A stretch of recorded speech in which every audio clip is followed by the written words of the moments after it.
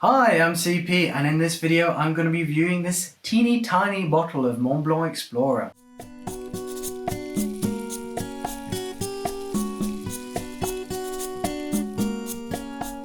I remember when Montblanc Explorer came out last year, and I'm still kicking myself because as soon as it came out, I was in a Sephora shop and I took a little sample of it and thought, damn, this smells like Aventus. People are going to talk about this. It's going to be quite popular. It didn't smell exactly like Aventus, but you could see it was clearly inspired by the so-called king. And time went by. We didn't review it. And yeah, it's kind of annoying. It would have been nice to be not jumping on the bandwagon too late.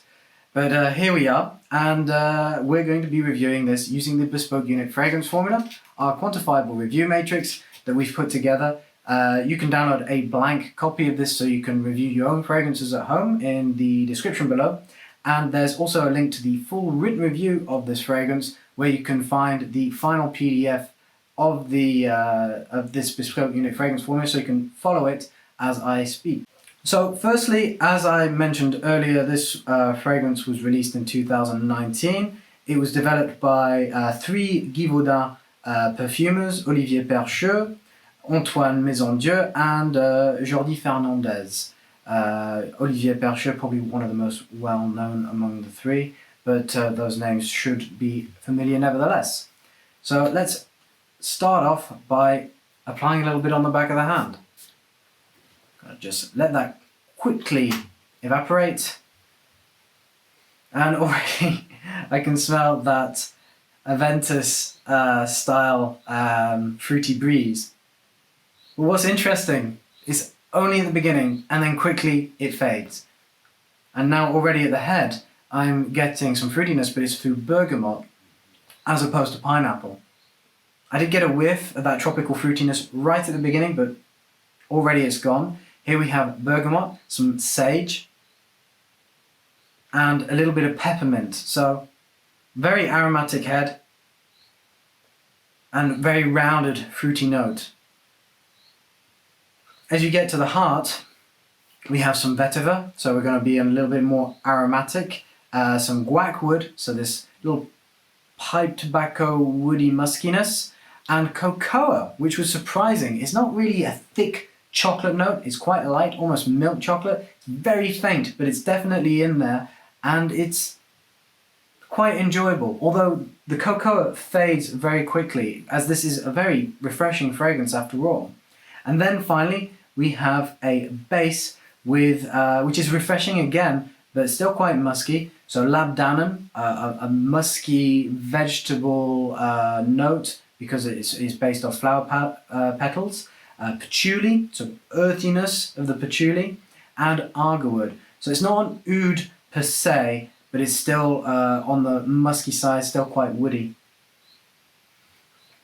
As for the weight and strength, the overall performance of this fragrance probably doesn't perform as well as Aventus, and a lot of the fans will definitely comment on that. The sillage provides a nice trail behind the wearer, but not too long neither. The projection is okay. The scent bubble, the fragrance fit is very, very tight, quite close to the body, so you do get a nice little whiff from a distance, but you have to approach to really start to appreciate it a little more.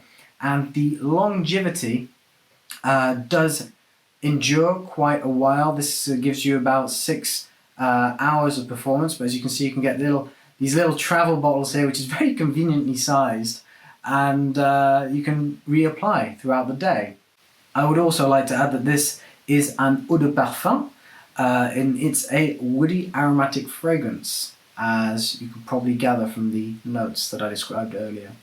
With regards to the third-party feedback, so what other people are saying about this fragrance is, well, needless to say, it has become the subject of the great Creed Aventus debate, which somehow is still raging on. This fragrance has been often compared to it because it is clearly inspired by it, although I feel that it does manage to differentiate itself somewhat to have its own identity. Generally speaking, people were saying it does smell like Creed Aventus, but different enough to be its own thing. There were comments that it was a little bit synthetic, but has a nice clean smell to it. It's not particularly popular among older generations, so 40 or above. 30 and 20s, this tend to be quite successful among both men and women. In fact, I would argue is more popular among women than Creed Aventus is itself. Funnily enough, from what I hear and from the feedback I've had, Creed Aventus is not as much as a panty dropper as people like to think. But please, do not crucify me in the comments for that. As for the impressions, and how this fragrance can be used, earlier I mentioned that it was particularly popular in people in their 30s and younger. I think this is better suited to people in their early 30s rather than their 20s, but could still easily be worn by somebody in their 20s if they want to. It's a great daytime fragrance. This is not something I would particularly wear during the evening, and it's probably best worn in the office. It's a great professional fragrance. Could also be worn casually, but I think that a professional setting would be a perfect fit for it. And finally, in terms of masculinity, it's not mild by any stretch of the imagination, but it's certainly not strong. I'd say this is a moderately masculine fragrance. It's not overly virile or overbearing either. Finally, with regards to the presentation, I love the bottle. I think it's very cleverly designed. I've seen the larger bottle.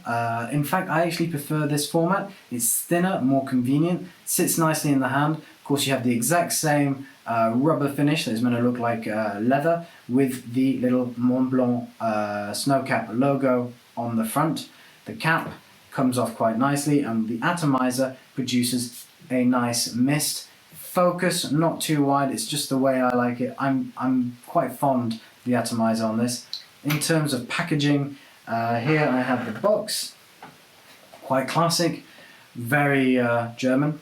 It has this distinctive, it does follow the fragrance itself, the bottle itself, with this faux leather effect, with Explorer, which is nicely framed there at the center. This would make a great gift. It's very nicely displayed. And then finally, the value for money. You'll see in a couple of links below, we have some suggested retailers.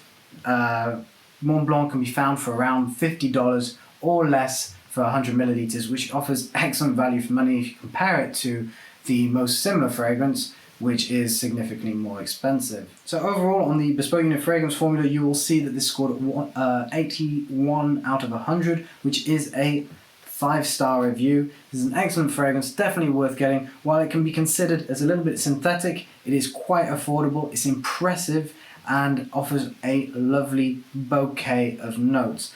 It's clearly influenced by Aventus indeed, yet it does try to create its own unique identity as well, and it should be applauded as that it's using a very popular trend, but it is not going in the exact same direction at the same time.